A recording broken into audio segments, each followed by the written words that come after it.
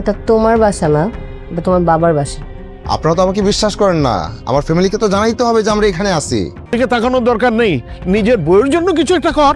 আসসালামু আলাইকুম বন্ধুরা, কেমন আছেন সবাই? এটা আমাদেরই গল্প নাটকের 29 নম্বর পর্ব আপনারা নিশ্চয়ই দেখে ফেলেছেন।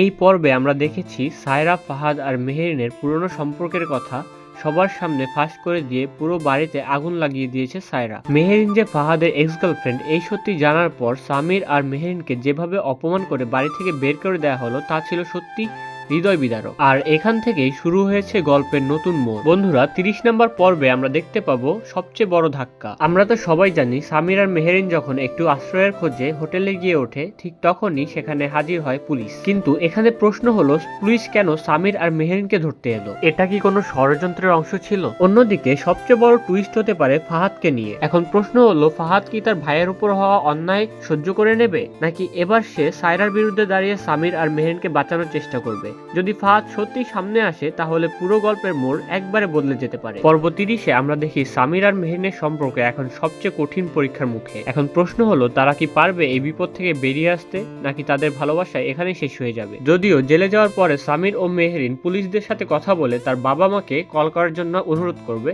এবং তারা পরবর্তীতে তার বাবা মাকে বিষয়টি জানানোর পরে তারা জেল থেকে তাদেরকে ছাড়িয়ে আনবেন। বন্ধুরা, আপনাদের কি মনে হয় সামির ও মেহেরিনের এই কঠিন বিপদে সায়রা কি আসল ভিলেন, নাকি গল্পে আরো বড় কোনো রহস্য লুকিয়ে আছে? কমেন্টের মাধ্যমে আপনার মতামত অবশ্যই জানাবেন। আর প্রতিটি পর্বের সকল আপডেট সবার আগে পেতে চ্যানেলটি সাবস্ক্রাইব করতে ভুলবেন না। তো ভিউয়ার, দেখা হবে পরের একটি ভিডিওতে। ততক্ষণ পর্যন্ত আল্লাহ হাফেজ।